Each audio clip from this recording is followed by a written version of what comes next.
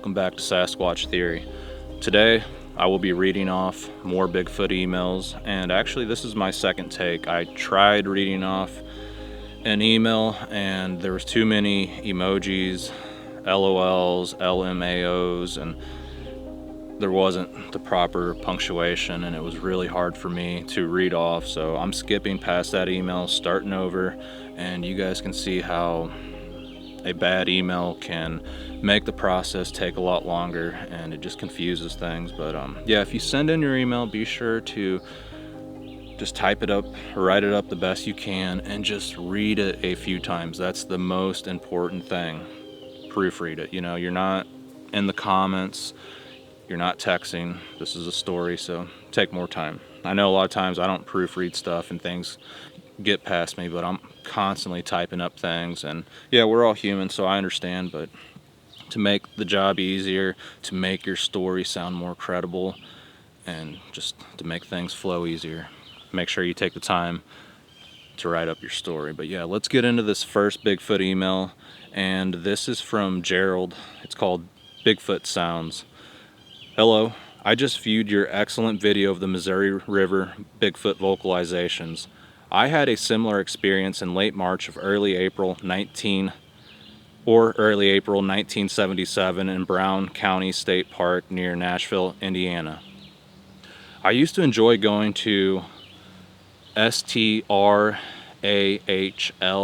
Lake in Brown County State Park. That is a small man-made lake that was created by building an earthen dam on Straw Creek. I think that's what it's called. The backup from the dam formed this lake between a couple of steep ridges. It was remote and had an excellent trail system surrounding it, a perfect place for seeing deer, small mammals, and birds. On one occasion, we saw elk near there. They say there aren't any elk in Indiana since an attempt at reintroduction in the 1930s, but we saw them. I liked to get there early before any other hikers showed up, because that way you feel the full majesty and awe of nature.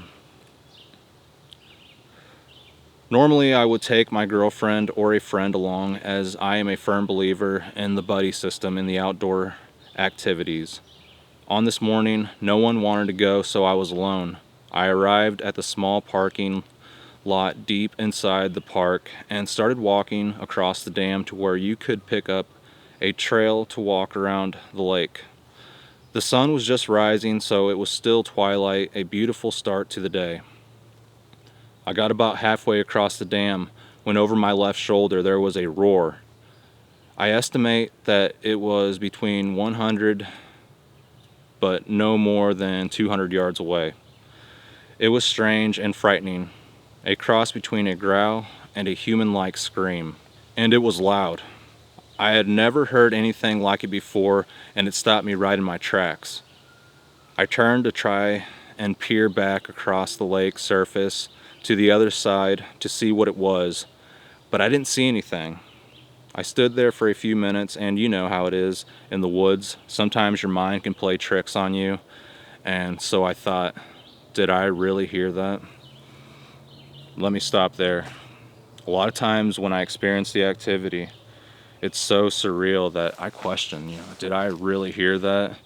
Was it just some natural animal? And my mind's racing to all these other things that it could be rather than Sasquatch. But it's not till time goes by that I'll say, okay, that was strange for sure. That was Bigfoot. I'm going to say that was Bigfoot because I've heard all kinds of people say the same exact thing. 3 trees fall in a matter of a few minutes with 0 wind. I mean, it could be deadfall,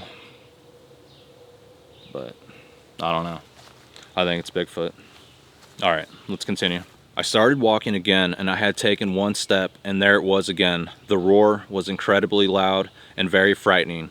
I was shaken, and it was obvious that whatever had made it had done so in response to my movement. Again, I strained every nerve and fiber, trying to peer through the half light to see what it was. I must have stayed there unmoving for 10 minutes, which in those circumstances seemed like a long time. I thought about reversing and going back to the vehicle, but I realized the sound had come from a spot I thought was now closer to the vehicle than I was, so I discounted that idea. Finally, I got moving again, and I finished the walk at the top of the dam. There was no further sound. I climbed the trail to the ridge top and circumnavigated the lake. The strange thing was there was utter quiet, utter silence in the woods that day. No birds, no squirrel sounds, no deer, nothing. Just eerie, dead silence. When I got around to the other side of the lake from which I thought those sounds had come from, I looked around for tracks but didn't find anything. The thought of Bigfoot never entered my mind. I had heard the stories of them in Northern California and in Canada, but I had no notion of anything in the Midwest. I did tell Sherry and my friend and backpacking buddy Phil, but that was about it. It wasn't until years later I began to wonder if that might have been Bigfoot. Thanks again for your excellent program on YouTube, Gerald. All right, Gerald, I really appreciate you for sharing your encounter, and it does sound like that was Sasquatch activity, and they're definitely in Indiana. One of my first stories that I took on the channel, I think it was the very first one, was by a man named Jeffrey Lilly, and he told his Bigfoot encounter from Indiana. Basically, he went up into the mountains, what he called the mountains, to fish at a lake, and it was late at night. They had lanterns, and they heard something splashing in the water, and Jeffrey walked over there with the lantern, and there was I think it was a brown Sasquatch, a cinnamon one, scooping out water, cupping it with its hand, drinking from the lake, and it was looking at them. And I think they took off running after that. I would definitely, if it was nighttime. I'd try to get a good shot, but definitely wouldn't be sticking around for too long with Sasquatch around. But yeah, Indiana is pretty remote. You don't hear a lot about that state. Okay, here's a really short Bigfoot email, and I mean it's really short. October 2018, I was on my way to a VA clinic to get some labs drawn. The weather was wet and cold. Travel was slow.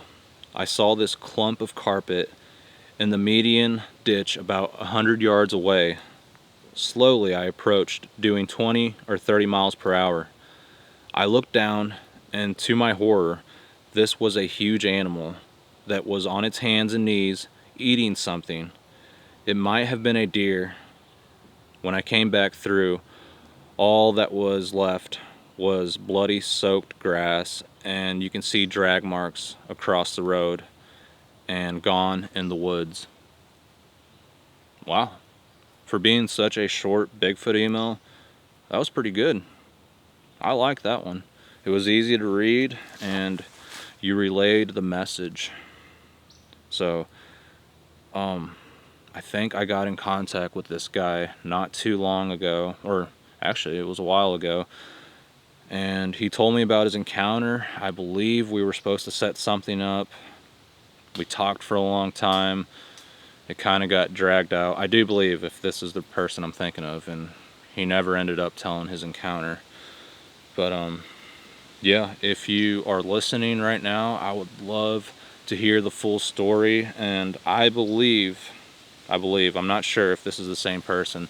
This is from Missouri. I'm pretty sure this is a Missouri story. So yeah, if the writer's listening, get back in touch. I'd love to hear your story. And yeah, as long as you'd like to log it down on the show. I don't want to contact people, hear their story, if they don't want to put it on the show. I know that sounds rude, but I just don't have time to call everyone, and you guys found me through my content, so I'm just going to contact people that want to share their stories and yeah, tell the truth. That's how it is, and it's just not fair to everyone else if I'm taking my time from Sasquatch Theory to listen to these stories that people are like, yeah, I only want to tell you, only you, and I don't want to be on the show. I don't really care to be on the show. I just want to tell you. That's fine, and I'd love to hear every story, but you guys know my purpose, what Sasquatch Theory is all about, and I want to log these encounters, okay? So it's nothing against the people, not that I don't want to hear your story. I'd love to, but I only chase after the ones that, you know, benefit the channel. And that's just how it has to work, or else all of a sudden I have no material, I have nothing, and I realized I've just chatted with people I don't even know. So nothing against you guys, I just got to keep the show rolling. And again, that's how you guys found me, that's how the information's being shared, and that's my focus point. But yeah, that was a really good email, and it sounds like this creature was possibly eating some roadkill and dragged it off into the woods. There was another couple from, shoot, what's it called?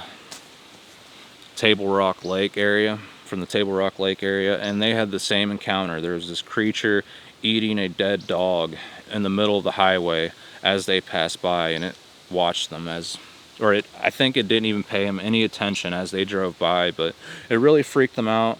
I tried interviewing them a couple times, and just the audio was horrible. I couldn't figure it out, and I don't know. It just didn't work out. I'm not going to really say why, but we tried doing the interview and they just couldn't stop from laughing, and it made me feel like it wasn't a serious encounter. Now, from talking to them, it sounded like a really serious encounter, and I think maybe it was just nerves that they couldn't stop laughing when they were telling the encounter. But yeah, it was a boyfriend and a girlfriend. We tried doing the interview a couple times, and it just wasn't flowing naturally. Like, we had to stop and start over, stop and start over. And I'll be honest, that's the only interview I've ever done in my life where someone's like, can we stop and do a redo? And, you know, we do it and they mess up again. I know I said I wasn't going to tell you guys, but I had to tell you guys, just so you guys know the stuff that I go through. Oh, there's a deer right there. Big old deer. Big buck. Dang it. See, that's why I don't like filming here. Oh, man. Yeah, that's why I don't like filming here, because I don't want to spook all the bucks, man. This is the time that they're coming out. Yeah, I don't like scaring the game. That really sucks. That buck came up the ridge and stood right there to see what I was. He must have been standing there watching me the whole time, and I didn't even realize it. What the heck? It wasn't a huge one. It was probably like a little bitty 6-pointer. But yeah, there was another encounter told, and I just couldn't upload it because the quality was so bad, and it just didn't feel natural. So if you guys are listening, I want your story. I've contacted you guys a bunch of times, and I just felt like I was pestering you guys, and I know what it was. It was nerves. I'm pretty sure it was nerves that had you guys shooken up, and the fact that you guys were being recorded. That's probably what it was, but it's hard to put something out where someone's laughing or they just keep getting brain fogged. So I understand. It took me a long time to be able to talk in front of the camera comfortably, and yeah. Alright, this next encounter was submitted by Tom, and the title is United Kingdom Yellowstone Encounter. I think that's just what I named it to keep track of the email. So he's from the UK, and he came to the United States and had an experience. So he wants to share that with us. Let's get into it. Hello there, my name is Tom Clark. I'm from United Kingdom. A couple of years ago, my family and I went to America, to Yellowstone National Park for a holiday. We were camping. It was the summertime, so obviously the evenings was light at night, and it was a fun time when we went. I've always been into cryptids, Sasquatches, skinwalkers. I think it happened on the second night we were there. Yeah, I started hearing a vocal moaning and grunts. I couldn't work out what it was. My dad was fast asleep. My mom was sleeping. My little brother heard it, but we couldn't figure out what it was we kept hearing. It sounded like someone was walking near our camp and knocking on a tree with a stick. It got really confusing at first because we've never experienced anything like this, and I told my dad in the morning, and he didn't believe us. And for all this time, I've been trying to figure out what it was, and then I came across your channel, and I think it was a Sasquatch, what we were hearing. And if you ever have any time, I would love to talk to you and tell you my story. Yours sincerely, Tom. Tom, I accidentally said your last name, and that's because you put it in the email. So guys, if you don't want me to say your last name, don't put it in the story. But I think in this case you did want me to say your last name, but I wouldn't have said it. I just would have said Tom, but you put it in there, so you tricked me. But no, Yellowstone's a really hot area, and I recently interviewed a guy named, I think it was Gerald. We'll just call him Jay because I can't remember if he wanted to share his name or not. But yeah, him and his family went to Yellowstone on a vacation, and I believe they were like in a camper or whatever, and he could hear something rustling around outside, something banging outside, and when he opened up the window, or not the window, when he opened up the blinds, there's a Sasquatch looking right at him in the window. And yeah, it was a freaky account. If you look in my video section, you'll see a Yellowstone encounter with a big RV in the thumbnail picture. But yeah, it's a really good encounter. That guy was really cool, and I really learned a lot from that guy just because he was a teacher and he practiced Brazilian Jiu-Jitsu, and he just motivated me to start working out, to take better care of my health. And the fact that, you know, there are really intelligent people out there who have encountered these creatures who handle it very well. So it was really nice talking to that guy, and I really enjoy meeting people like that, and it just makes me feel at home. So that's why I started Sasquatch Theory, was to connect myself with like-minded people, because I knew for a fact what I seen was real, and I knew that if I talked about my stories, started this channel, started interacting with like-minded people, I'd find people with the same type of experiences and encounters, and I was right. I know for a fact what I saw was real, and I knew for a fact that if I talk to other people, they're going to say the same exact thing.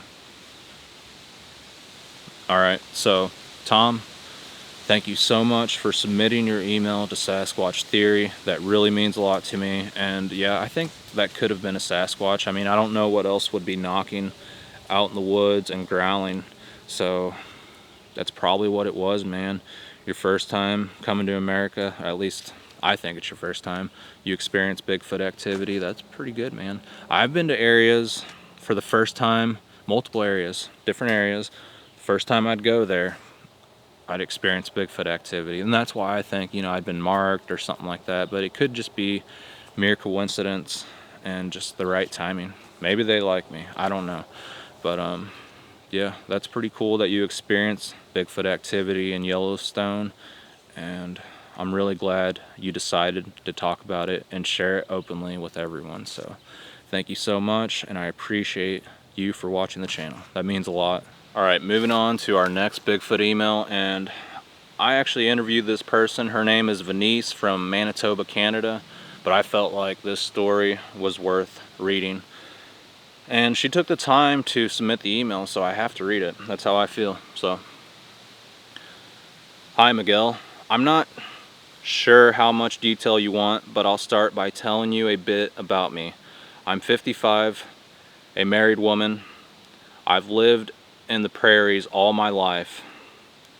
The last 12 or so have been in the country. I have 3 grown children. They don't live here anymore, and a little hobby farm. We have lived in our current home for about 6 years now. It's 17 acres with ponds, 10 of which is forest. When we first moved in, I quickly started exploring the woods with my dogs. It became a daily thing. We have a lot of Queensland all around us and gravel pits, so we frequently go out four-wheeling and swimming in the pits. Well, pretty much right at the beginning, I noticed weird things and kind of brushed them off. For instance, on one of my first walks on our property, I saw a moose impaled on a branch. Not a moose, a mouse impaled on a branch, and she actually shared the photo of that. There's a branch and the mouse is like stabbed onto the branch. In all of my years of camping, fishing, hiking, traveling, and exploring, I have never seen this. I was perplexed. I am a picture taker, so I took a couple of photos.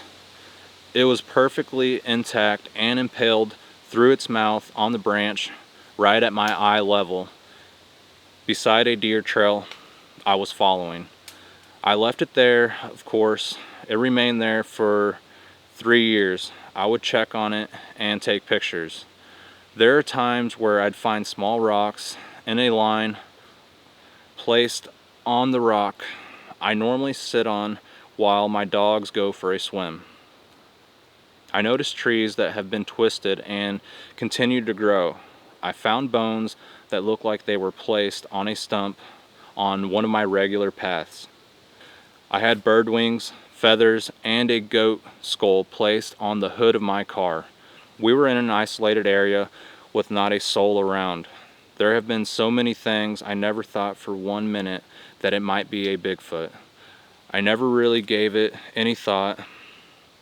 These things didn't happen every day, so I usually just forgot about them. I did tell a friend or my daughter or mom if anything was really weird. Mostly just to report it to them because we like that kind of stuff. I'm more familiar with ghosts as I grew up with strange, ghostly paranormal experiences in our home. Later in my 20s, I began having alien experiences and encounters. Most of my family is open to all of this, thank God. Anyways, that's what I was thinking this was all from. The balls of light, orbs, rocks, bones, missing objects that get returned, strange photos on my phone, banging on my house. Something crawled up the side of my house and thumped across the roof and down the other side. I heard snorts and grunts, smelled the most sickening odor, and I got a feeling to turn around and go home. So many structures and arches, and there's always new ones popping up. I got disoriented a couple of times and I felt lost. There's probably things I'm forgetting. Yes, the three-toed prints and Sasquatch prints. So I was telling a friend about the most recent high strangeness.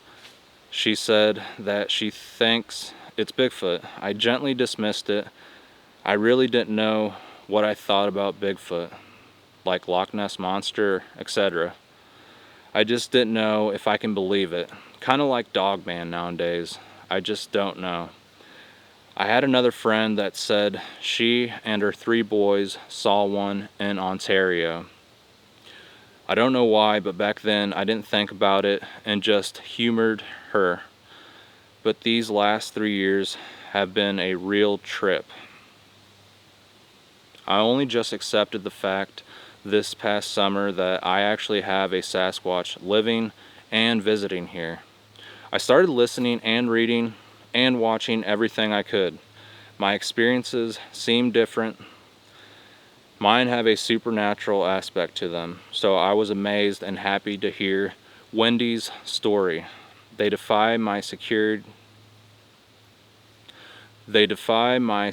cameras and toss pebbles onto my deck. The camera picks up the stones being tossed, but nothing else. Other times, the camera glitches and it's just blank. I can go on and on. I eventually started gifting. That's where my interactions really get started. I'm sorry this is so long. I tried to shorten it as best I could. There's quite a bit more, but I'll have to leave it here. If you're interested to know more, see pictures, or have any questions, feel free to contact me anytime. I love your channel. Your guests are real people with real stories, and I like the way you just let them talk. Keep up the great work. Sincerely, Venice. All right, Venice, thank you so much for submitting your Bigfoot email, and I'm glad I read it off because you talked about a few things that you didn't mention on the interview, and like you said, there's so much that has gone on that it's hard to remember everything on the spot. But yeah, Venice definitely shared some interesting videos and photos. So if you guys can look up one of my Sasquatch Canadian videos from Manitoba. I'll try to leave a link in the description down below. It's just hard to remember to do that all the time. But yeah, I'll leave a link down below. And at the end of this video, you'll see it on the end screen, so you'll be able to click on it when this video ends. But no, I've heard from other people in Canada, and there's that Mike guy, that the Sasquatch are supernatural and there's a paranormal aspect to them. I definitely agree. There's something strange going on as far as the orbs, the cloaking, mind speak, and just everything that's involved with Sasquatch in general is strange. Yeah, I believe they're living out here naturally, physically in our world, but at the same time, I do believe there's a flip side to all this, and there's a lot more to it. So yeah, even if you believe in the supernatural, or if you just think it's a primate that hasn't been discovered yet, we're all on the same team, on the same page, okay? So yeah, Sasquatch lives out there naturally. You can go out there, gift them, possibly see them, interact with them, but at the same time, there's more to it. Orbs and mind speak, you know, they could disappear on you. And the people that think it's a primate, don't you think it's weird how they can get so close to you and you can't see them? Do you not think the structures are strange, how there's no answer to what they mean? I mean, this is biblical stuff, I think. I believe that the Bible is true and that these things are connected to the Nephilim, the UFOs, the aliens. I think all this stuff is the Nephilim, and it's all coming to pass. I mean, if you believe in that sort of thing, I believe in the supernatural, God, ghost, demons, because I've experienced that kind of stuff. I've never had a conversation with God. I've never seen God. Well, I've had a conversation with God because I pray all the time, obviously. But I've never had that type of experience. But I've experienced evil, paranormal, things that shouldn't exist, invisible beings that were in my house, and that brought me closer to God and believing in the supernatural. But yeah, those were today's emails, and I really appreciate everyone for following the channel. A lot of people mentioned that they really like the way I've been doing these videos, so I really appreciate everyone's feedback. And yeah, when I start to talk about ridicule, everyone starts commenting and telling me how much they appreciate the channel, and that really means a lot. You know, that really does. When I'm down, you guys pick up on it and try to pick me back up, so that means a lot. And I appreciate you guys for giving me something to look forward to, and hopefully I do that in return for you guys. What's a big update for Sasquatch Theory? This Saturday, I'm supposed to meet up with Chad, who recently told his encounter that he had. He saw a jet black Sasquatch, a female, and a baby. The jet black Sasquatch disappeared after an orb popped up over its head, or actually two orbs.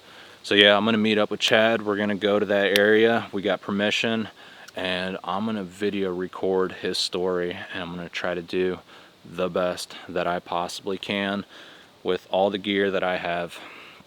I'm gonna try to use the best cameras that I have and just put a lot of time into it. It's gonna be super hot that day. I think it's supposed to get up to like, I don't know, like 104, so I might have to jump in that pond. But it's gonna be a really interesting interview, because it's not like, okay, I was driving down the road and I saw a hominid walk across the road, it disappeared and it was gone. This is an in-depth encounter that has a supernatural side to it, and the way he views the topic overall is a little different than everyone else's view. So it's going to be a touchy interview for sure, and you can tell that it really affected him. When I was interviewing him the first time, he was chain smoking, and you could tell he was shaking when he was telling his story, and I just had to make him feel comfortable. And once I made him feel comfortable, he opened up more. But we started butting heads towards the end of that interview, not in a bad way. I just had to redirect the course of the interview, because I don't know, I felt like he was kind of ridiculing people, but at the same time he was just stating his opinion. So that's the only reason I put the long version on the membership, and you guys will get to hear the full story on video. So it'll work out for the best, guys. I'm not really excited about the temperature rising. That's gonna suck, and it's going to definitely affect the research as far as getting out in the woods, staying out there for a long time. And it just seems like the more the temperature rises, the more bugs and nasty critters come out. So pretty soon the sea ticks will be crawling out. Right now we just have like the regular ticks, the bigger ones, and chiggers. But yeah, once the sea ticks come out, it really makes everything impossible out here in Missouri. But as long as you're wearing bug spray, you'll be all right. But yeah, another plan for the future is I plan on going back out to the killing fields, doing some research out there, catching back up with David, and yeah, hopefully you guys follow along and look out for that in the future. I really appreciate everyone for listening to these Bigfoot encounters, and your guys' support is what's bringing this topic to the forefront and to everyone's attention. Okay, so if it wasn't for you guys watching these videos, no one would even know that Bigfoot was real. They'd think it was just a movie, Harry and the Hendersons, you know, that whole sort of deal. But yeah, thank you guys so much, and until the next one, guys, be safe.